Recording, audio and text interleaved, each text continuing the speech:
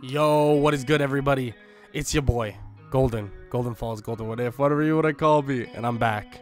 I'm back with part 3 of What If Deku Was Spider Man, or was the Spider Man, and y'all know where we left off. And if you enjoy the series, make sure to leave a like, make sure to leave a sub, make sure to leave a comment down below, all that good stuff. And I'm debating on what I want to do next for my my series, but I have a call with some of the homies today, so I'll know pretty soon what I will be doing next. So just be aware and be ready for that. And yeah, that's about it. I hope y'all enjoy the video, and let's get right into the what if. Let's get it. Izuku Midoriya has been offered something, well, irresistible by Nezu, and that is to go with the one and only Captain America. Someone that's been frozen in ice for so long at this point. Someone that actually wasn't around when quirks were a thing. He was experimented on and was given powers that way instead of giving it via birth. Of course, Captain America would have very little to know what's going on, but during this time, it would be a meetup at an agency of a more or lesser known hero, and they would meet up there with the assistance of UA. Some of UA would actually join Izuku and Captain America, and they would speak. They would try to make him as comfortable as possible, and even in the beginning would, in a way, try to trick him into thinking that it was still the year that he left. Of course, this does not go very well. I mean, it wouldn't have went well in the very beginning and doesn't go well here, especially when he learns that it's Japan that he's currently in and not, well, America. You may be thinking, oh, well, in Japan they literally speak Japanese, so he would know quickly, but there are some people that, of course, would speak English, and everything would be taken into account. They would get people there that would look very similar, or at least to the people that would just be walking around in the world that he once knew, and all of that would still go downhill and basically lead him to finding out what occurred.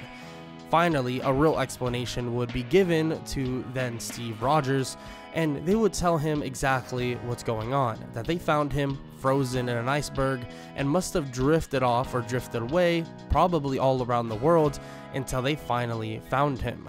But luckily, since he was frozen, he was able to survive. Yes, these circumstances may be extremely unique, but they promise that nothing bad or nothing false is happening. They tell him that he's completely safe and that they have someone that he may recognize.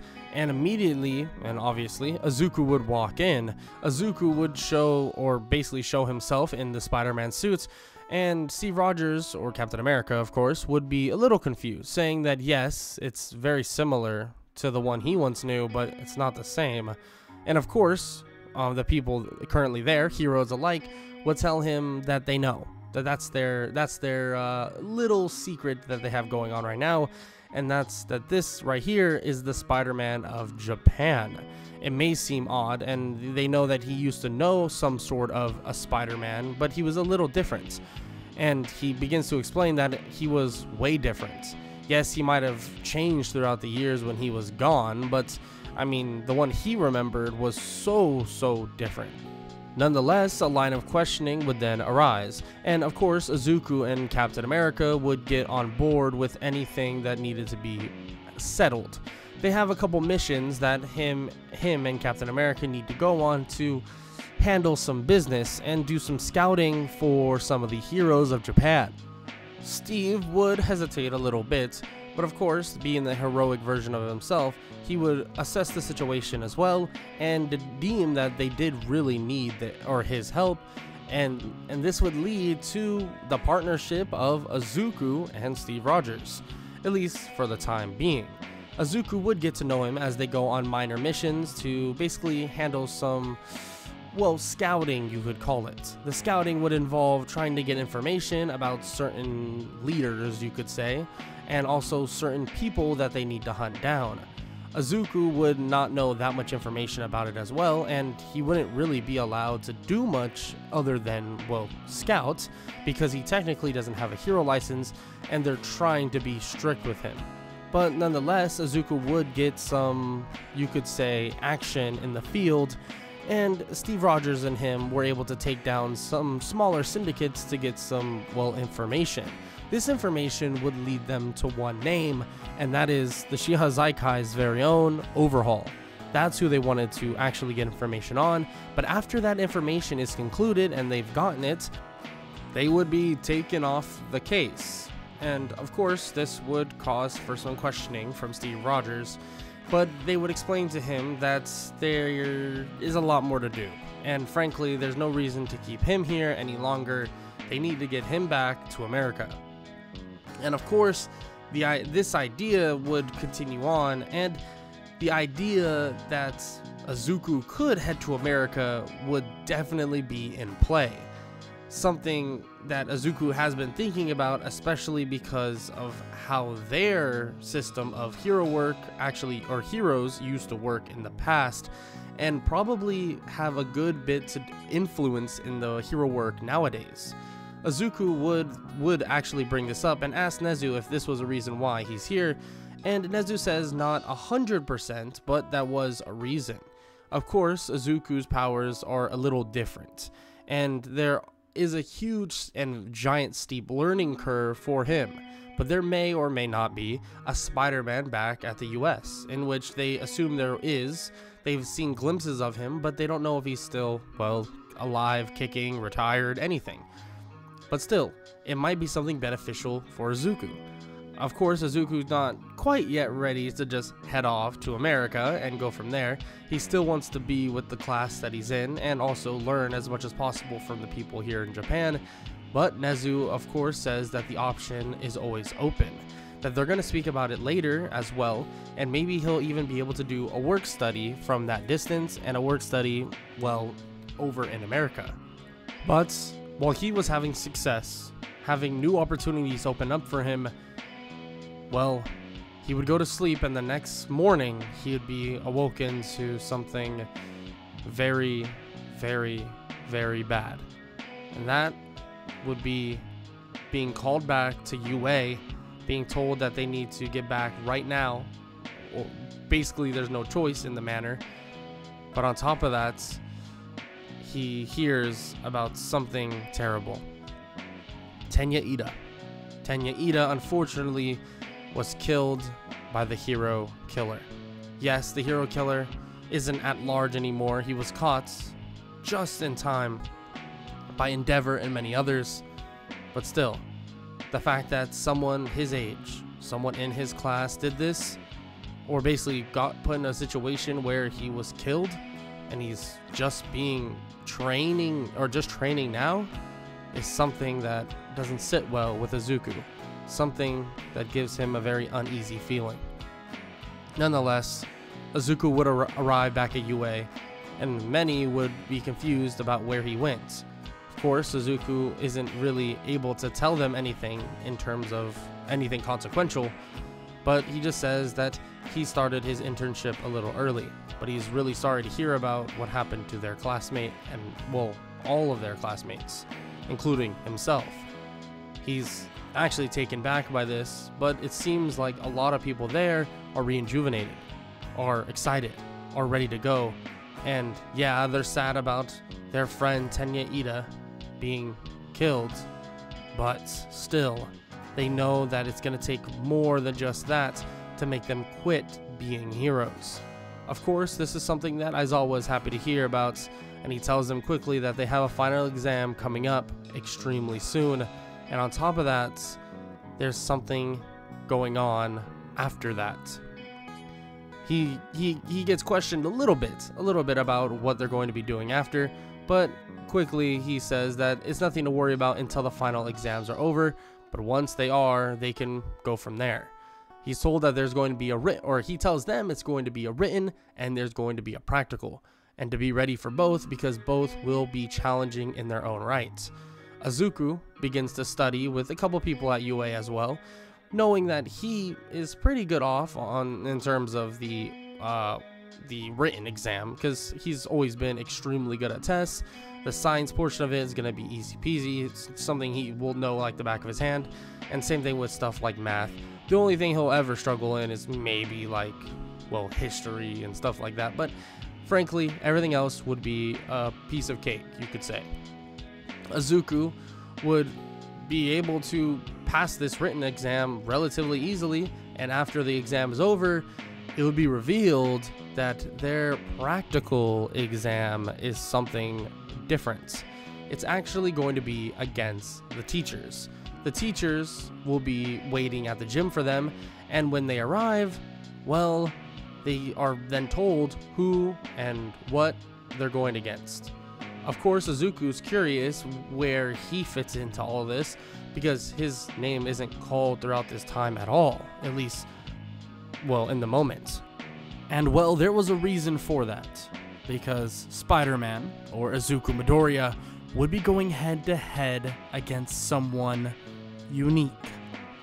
Someone that many would not expect to be intertwined with this sort of test. And that's the #1 hero, All Might himself. All Might is one hell of a test, and honestly, the way everyone looks at it is as if Izuku has no chance at all. But we know that they don't know his limitations.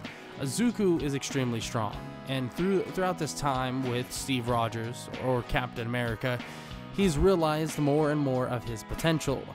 He doesn't have a quirk. His body isn't, well, limited based off of some sort of weird human limitation. Izuku's a little bit different. He's evolved. He's kind of like a mutant in a way. But he gained these powers obviously from a radioactive spider, allowing his body to adapt to higher levels and higher levels of durability, strength, and so on and so forth. Izuku would see this as a great test, a test for him to truly show that he's ready for anything that is ahead of them. Yes, he's still a hero in training, but he's been told that he's ahead of most of these people that are currently here, and he wants to prove that to be the case. Izuku would take this challenge head on. When it was his turn to, well, take on his practical version of the final exam, he would line up at the gates with All Might at the other side. His goal is to go head on. There is no strategy, there is no idea of avoiding or trying to escape. He wants to fight All Might head on in this giant city. When the gates swing open, he webs up a building and goes launching off, slinging over toward All Might as he glides through the air. Izuku would arrive as a shockwave of air would come flying toward him.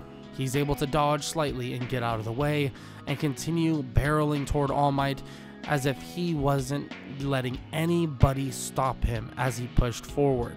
Izuku would web up All Might as he kicks him in the stomach, but All Might is able to brush it off pretty quickly and throw a punch at Izuku as well.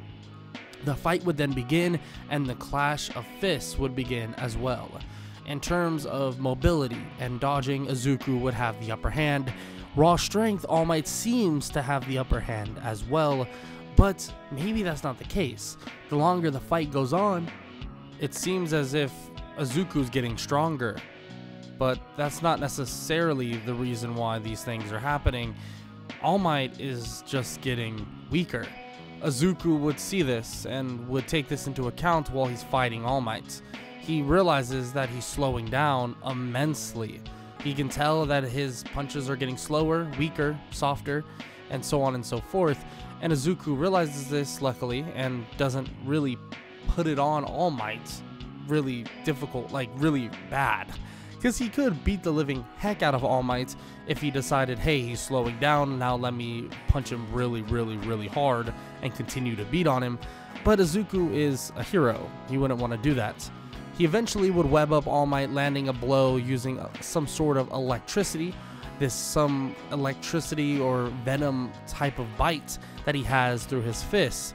And especially with the city around him and electricity being available, Izuku is able to utilize this to his advantage as well. He would eventually get All Might to the ground, where All Might is forced to forfeit, and Izuku is deemed the winner. The megaphone would then eventually turn on, or the intercom, and Nezu would begin to say that the fight is over, that Izuku Midoriya has passed his test.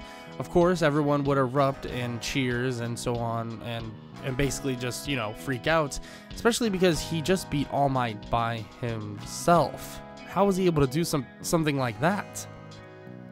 Of course, they're not underestimating Izuku anymore, or understating his strength really at all.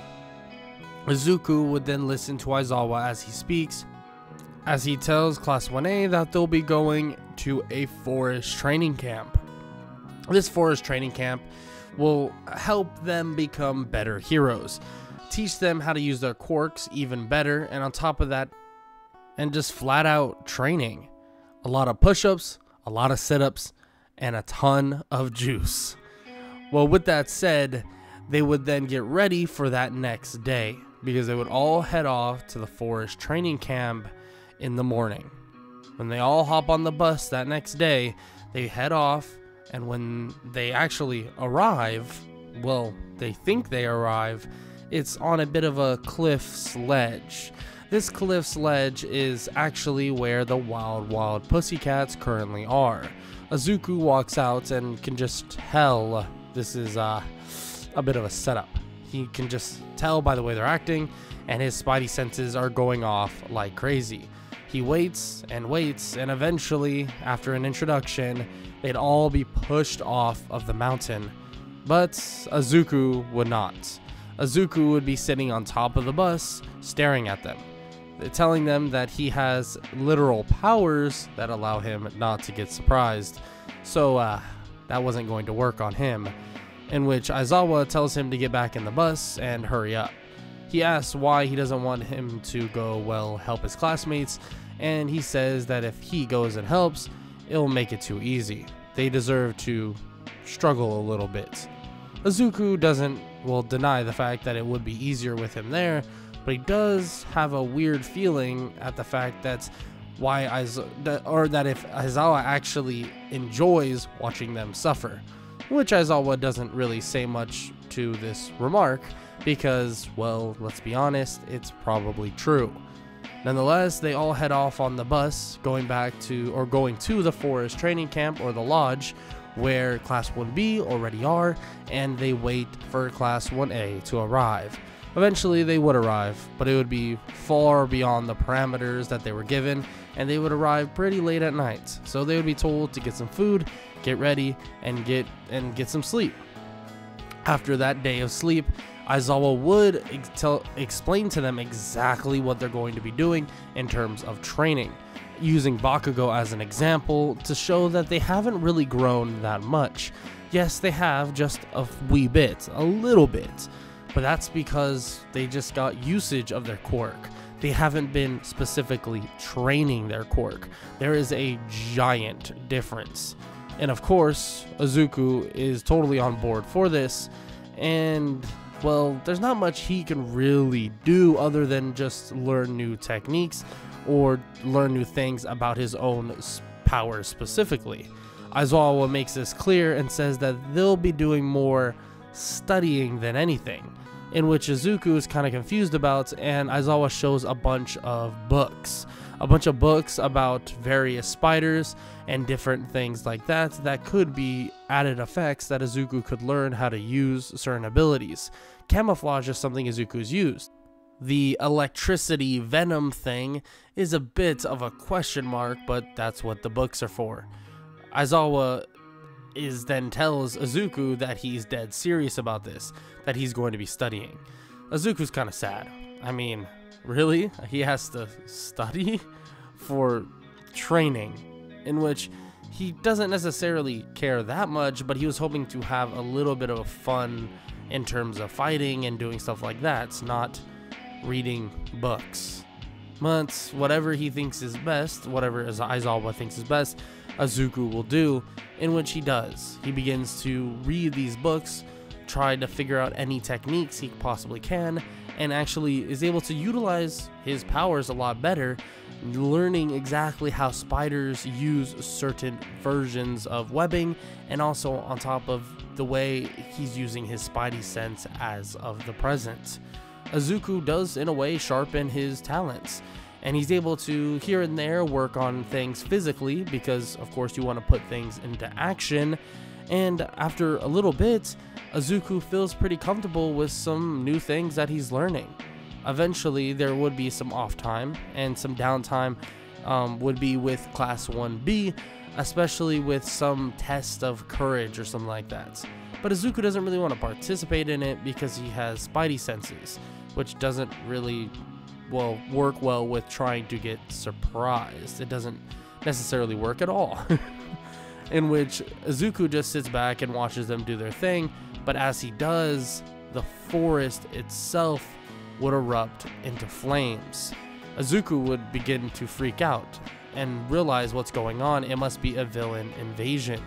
He would spring into action, immediately hovering over the area, looking for anybody he possibly can grab up and basically get them out of there.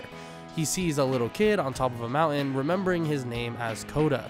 He grabs Koda and leaves before anyone can even show up. On top of that, he would save some of his classmates relatively quickly as he heads back to Aizawa. When he does, Aizawa would explain to him what's occurring, and that he has full reign to do whatever he needs to do to make sure his classmates are safe. Izuku nods his head as he takes off once again, swinging frickin' from tree to tree basically, and mountain to mountain to find anybody he can. Eventually, he would clear out the mass majority of the people there, but out of nowhere, he would miss a web. No, he didn't miss a web. Somehow, in some way, he didn't react quick enough to someone cutting one of his webs off or something. He's not sure, but he goes tumbling down a little bit, but he's able to recover relatively quickly as something gets thrown at him. His spidey sense reacts, but instead of dodging, he goes to block and swipe it away. But this was a horrible idea, because when he did this, it was some sort of marble. A marble would hit him, and he would get sucked into the marble, trapped away. His entire class may have been safe, but he was not. And now they have the one and only Spider-Man under, a little trap. Unluckily enough, Izuku can just sit there. That's it. He can't do anything. He has to rely on someone other than himself to get him out of this predicament. He would eventually be taken away to the hero or the villains, League of Villains base. Now, this is something that the League of Villains have thought about. Do they let him out? No. Heck no. He's no normal human that has a quirk. Yeah, he might be human, but he is extremely powerful. Who says that he doesn't get out, knock them all out in a matter of seconds, and what are they supposed to do from there? There's very little they can do with him being out of the marble, but if they keep him inside, they have leverage. That's what they want. They want to make sure they can maintain this leverage, and that's exactly what they're going to do. The League of Villains have one of the strongest people in Japan, maybe one of the strongest people in the world. So what's going to happen next? What are the heroes going to do to save Izuku? Well, you'll have to find out on the next part of What If Deku Was Spider Man. And if you enjoyed, make sure to leave a like, make sure to leave a sub, make sure to leave a comment down below, all that good stuff. And I hope all y'all have an amazing day. Later.